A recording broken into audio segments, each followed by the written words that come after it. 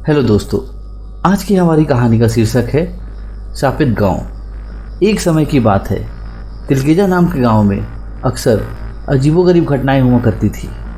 गांव वालों का मानना था उनका तिलकेजा गांव शापित है।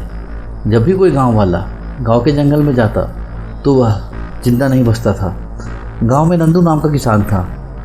वह अपनी गाय के साथ जंगल के रास्ते हुए दूसरे गांव जा रहा था। रात काफ़ी हो गई थी। नंदू ने मन ही मन कहा, अरे रात काफ़ी हो गई है, मुझे जल्दी निकलना चाहिए था। लेकिन यह गौरी जंगल में चरने लग गई और देर हो गई।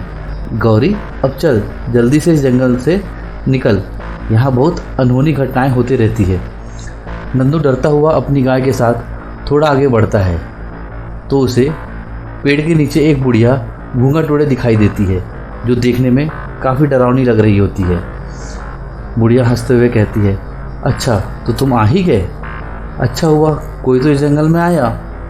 बहुत दिन हो गए किसी इंसान का खून नहीं पिया, आज तो मज़ा आ जाएगा, शिकार खुद चलकर आया है। नंदू ने कहा, कौन हो तुम, हमें जाने दो, हमको गांव जाना है। यह सब सुनकर नंदू बहुत डर जाता है और वहाँ से अपनी गाय के साथ भागने लगता है। नंदू भाग, आज तेज भाग मेरी गौरी, नहीं तो आज हम दोनों नहीं बच पाएंगे। तभी वो घूंघट वाली बुढ़िया उसके सामने आ जाती है और अपने लंबे लंबे नाखूनों से नंदू को मार डालती है। उसके बाद उसकी गाय को भी। अगली सुबह ये खबर उसके गांव वालों तक पहुंचती है। गांव के लोग यह सुनकर बहुत हैरान हो जाते हैं। गांव में बात होती है, अरे भैया सुना है, उस घूंघट वाली बुढ़िया ने कल नंदू किसान और उसकी गाय को मार डाला। भैया ये तो अच्छा नहीं हुआ भैया। दूसरा आदमी कहता है, हाँ भैया, अब तो इस गांव में रहने से भी डर लगता है, लेकिन क्या करें भैया, गांव छोड़कर जा भी तो नहीं सकते। नंदू के मरने की खबर उसके घर तक पहुंचती है।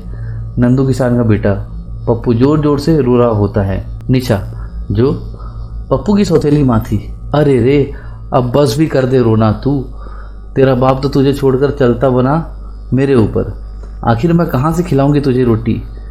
मेरा तो खुद एक बेटा है और तेरे बाबा जो आज तक एक पैसा भी नहीं जोड़ पाए छोड़ गए तुझे मुझ पर। नहीं नहीं, अब मैं तुझे अपने पास नहीं रख सकती। हाँ निकल जा यहाँ से। जग्गू, जो पप्पू का सौतेला भाई रहता है, अरे हाँ माँ निकालो इसे यहाँ से, पिताजी का सबसे लाडला बना फिरता था, अब आएगा मज़ा। पप्पू बार बार कहता है, अरे नहीं नहीं माँ ऐसा मत कीजिए, मैं आखिर कहाँ जाऊँगा, ऐसा मत कीजिए माँ, पिताजी के बाद आप ही मेरा सहारा है माँ। निशा कहती है, अरे वो सब मैं कुछ नहीं जानती, तुझे इस घर से जाना ही होगा, जा यहाँ से। जिसके बाद पप्पू वहाँ से उदास मन से चल देता है। चलते चलते वह गांव के उसी जंगल में आ जाता है। जैसे ही पप्पू अंदर जंगल में जाता है उसे डरावनी आवाज़ें सुनाई देती है तो वो बहुत डर जाता है। पप्पू मन ही मन सोचता है, अरे रे ये कैसी अजीब सी आवाज़ है, मुझे तो बहुत डर लग रहा है, मुझे तो बहुत डर लग रहा है। हे भगवान, इस गांव से बाहर जाने का यही एक रास्ता है जो जंगल से होकर गुजरता है। हे भगवान मेरी सहायता कीजिए, अभी तो मुझे बहुत भूख भी लगी है। और जिस ओर से डरावनी आवाज़ें आ रही होती है पप्पू उस ओर चल देता है। तभी वह देखता है कि वहीं पेड़ के नीचे घूंघट में एक बुढ़िया बैठी है। बुढ़िया हंसते हुए, आ गया तू, अब मुझे एक नया शिकार मिल गया। उसकी बात सुनकर पप्पू काफ़ी डर जाता है। पप्पू मन ही मन कहता है, हे भगवान अब मैं क्या करूँ। तभी भागते भागते पप्पू एक गड्ढे में गिर जाता है। जैसे ही पप्पू उस गड्ढे में गिरता है तो वहाँ एक ऐसी जगह पहुँच जाता है जहाँ बहुत सी रोशनी होती है। काफ़ी बड़े बड़े पेड़ होते हैं और उन्हीं पेड़ों के पास एक बहुत ही सुंदर नदी होती है। वहाँ आसपास अलग अलग तरह के पक्षी और जानवर घूम रहे होते हैं। सबको देख पप्पू हैरान हो जाता है। पप्पू कहता है, अरे मैं यहाँ कहाँ आ गया हूँ, ऐसा अजीब सा जंगल तो मैंने कभी नहीं देखा। तभी वो थोड़ी दूर चलता है कि उस जंगल में गांव के वो लोग जो मर गए थे पेड़ से बंधे थे और साथ में पप्पू के बाबा भी थे। पप्पू ये देखकर हैरान रह जाता है और अपने बाबा के पास आ जाता है। पप्पू, अरे बाबा आप जिंदा हैं, आपको पता है मुझे लगा था मैंने आपको खो दिया, लेकिन आप तो जिंदा हैं, लेकिन आप यहाँ आए कैसे। पप्पू की इन बातों का उनके बाबा पर कोई असर नहीं हो रहा था। पप्पू, अरे बाबा आप बोलते क्यों नहीं। तब बापू के पास एक अजीब सा दिखने वाला आदमी आता है, इसकी 3 आंखें होती हैं। पप्पू उसे देखकर हैरान हो जाता है। आदमी बोलता है, अरे बेटा तुम मुझसे डरो मत, मैं तुम्हें कुछ भी नहीं करूँगा। इस जादुई जंगल में आसानी से कोई नहीं आ सकता। अगर तुम यहाँ आए हो तो ज़रूर तुम्हें कोई ख़ास बात अवश्य है। पप्पू पूछता है, आखिर आप हैं कौन? और यहाँ पर मेरे गांव के वो सारे लोग मौजूद हैं जो मर गए थे, यहाँ तक कि मेरे बाबा भी। मेरे तो कुछ समझ में नहीं आ रहा है। आदमी कहता है, बेटा मैं इस जंगल में कई वर्षों से तपस्या कर रहा था कि अचानक एक दिन यहाँ पर एक औरत जो पिशाचिनी थी वो आ गई।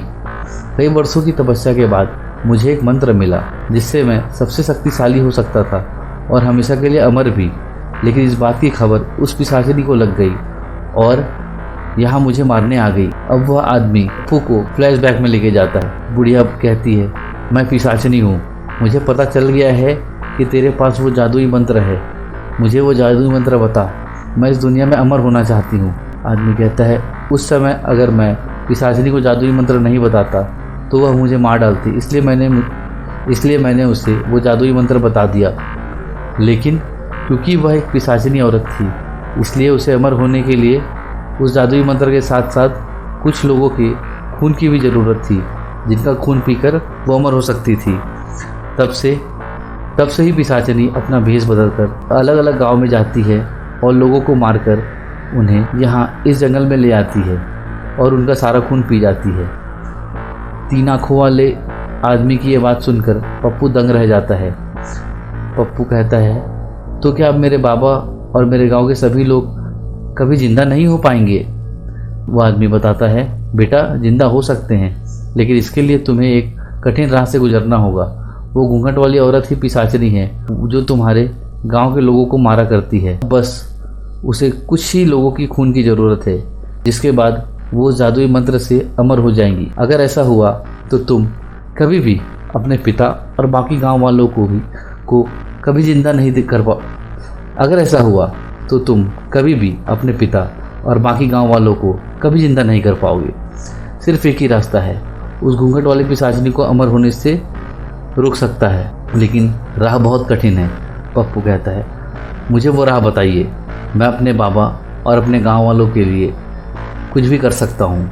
मैं अपने बाबा और गांव वालों को फिर से जिंदा करना चाहता हूँ, बताइए मुझे क्या करना होगा। तभी वो 3 आँख वाला आदमी पप्पू को एक जल का लोटा देता है। आदमी कहता है, पप्पू इस शुद्ध जल के कलश को लेकर तुम इस पिशाचिनी के पास जंगल में जाना होगा और जिस पेड़ के नीचे वो अपना शिकार का इंतजार करती है उसी पेड़ के ऊपर एक उल्लू बैठता है। उसी उल्लू में पिशाचिनी के प्राण है। अगर उस उल्लू के ऊपर तुम इस सिद्ध जल को छिड़क दो तो उसका अंत निश्चित है। पप्पू कहता है, आप मुझ पर भरोसा करें, मैं अपने बाबा और गांव वालों के लिए अपने प्राणों से खेल जाऊंगा। आदमी कहता है, कलश लेकर तो तुम जाओगे, लेकिन ध्यान रहे ये कलश अगर गलती से पिशाचिनी ने छू लिया तो इसकी सारी शक्ति खत्म हो जाएगी। एक बात और, ये काम तुम्हें सूर्यास्त के वक्त ही करना होगा। अगर उस पहर से पहले तुम ना कर तो रात होते ही उल्लू वहाँ से उड़ जाएगा, उसके बाद उसका पता लगाना बहुत मुश्किल होगा। पप्पू कहता है, आपकी कही सब बातों का मैं ध्यान रखूँगा, अब मुझे आज्ञा दो। आदमी कहता है, तुम अपने कार्य में कामयाब होकर लौटो, हम सभी का आशीर्वाद तुम्हारे साथ है। उसके बाद पप्पू जंगल में ठीक उसी जगह सूर्यास्त के पहले पहुंच जाता है। पप्पू मन ही मन सोचता है, मैं उस पिशाचिनी को किस तरह पेड़ के नीचे से हटाऊं। अगर मैं इसके सामने गया तो मेरे पीछे पड़ जाएगी और इस कलश को भी तोड़नी चाहेगी। हे भगवान मेरी मदद करो। तभी पप्पू के सामने उसकी गाय गौरी, जिसको पिशाचिनी ने मार दिया होता है, वो आ जाती है। पप्पू कहता है, अरे गौरी तुम तो आ गई। गौरी, हाँ पप्पू मैं तुम्हारी मदद करने आई हूँ। अब मैं तुम्हारा रूप लेकर पिशाचिनी के सामने जाऊंगी जिससे वो मेरे पीछे भागेगी। तब तुम पीछे से जाकर उस पेड़ पर बैठे उल्लू पर इस सिद्ध जल को छिड़क देना, जिससे इस पिशाचिनी का अंत हो जाएगा। पप्पू कहता है, ठीक है मैं बिल्कुल वैसा ही करूँगा। उसके बाद गौरी पप्पू का रूप ले लेती है। पिशाचिनी के सामने जाकर गौरी पप्पू के रूप में कहती है, इधर देखो बूढ़ी पिशाचिनी, आओ मेरे पास। पिशाचिनी कहती है, अरे ये क्या देख रही हूँ, आज मेरा शिकार मुझे खुद बुला रहा है, आज तो आनंद आ जाएगा। उस दिन तुम कहाँ भाग निकले थे, आज तुम्हें कोई नहीं बचाएगा। वो सूर्यास्त होते होते वहाँ पहुँच जाता है और कहता है, अब मुझे उस उल्लू पर जल छिड़क कर इस पिशाचनी का अंत करना होगा। पप्पू झट से ऊपर पेड़ पर चढ़ जाता है और देखता है कि एक भयानक सा उल्लू पेड़ की डाल पर बैठा हुआ है। पप्पू कलश से जल उस पर छिड़क देता है जिससे उल्लू जलकर खाक हो जाता है और वहीं दूसरी ओर पिशाचनी गौरी के पीछे भागते हुए जलने लगती है। पिशाचनी कहती है, अरे ये क्या हो रहा है, मेरा शरीर कैसे जल रहा है? धोखा धोखा, मेरे साथ धोखा हुआ है। नहीं, किसी को नहीं छोड़ूंगी, बचाओ बचाओ बचाओ। पप्पू मन ही मन ईश्वर को धन्यवाद देता है और इस पिशाचनी का अंत करने में सफल होता है। उसके खत्म होते ही पप्पू के बाबा और गांव वाले उस 3 आँख वाले आदमी के साथ वहां जाते हैं, जिन्हें देखकर पप्पू बहुत खुश हो जाता है। पप्पू अपने बाबा से कहता है, आप जिंदा हो गए मेरे प्यारे बाबा, देखो मैं आपको अपने पास फिर से ले आया। नंदू कहता है, हाँ मेरे बच्चे, देख मैं तेरे पास आ गया हूँ। 3 आँख वाला आदमी कहता है, वाह पप्पू, तुम तो सच में बहुत बहादुर हो और साहसी हो। तुमने उस पिशाचनी घूंघट वाली बुढ़िया को हमेशा के लिए मुक्त कर दिया है। अब वो बहुत दूर जा चुकी है। तुम्हारा गांव अब शापित नहीं रहा बेटा। अब किसी भी गांव वाले की मौत नहीं होगी और ये सब तुम्हारे कारण ही हुआ है। यह सुनकर वापस जिंदा हुए सारे लोग भी पप्पू को धन्यवाद करते हैं। निशा कहती है, मुझे माफ़ कर दो पप्पू, मैंने तुम्हारे साथ गलत व्यवहार। पप्पू कहता है, माँ मेरे मन में आपके लिए कोई कड़वाहट नहीं है। देखो पिताजी अब हमारे साथ है और अब हमारे साथ ही रहेंगे। तभी वहाँ एक बूढ़ा आदमी कहता है, अरे वाह बेटा, तुमने जो हमारे लिए किया है वह कोई नहीं कर सकता। वाकई तुम ही हमारे गांव के नायाब हीरे हो। हम तो तुम्हें पाकर धन्य हो गए बेटा।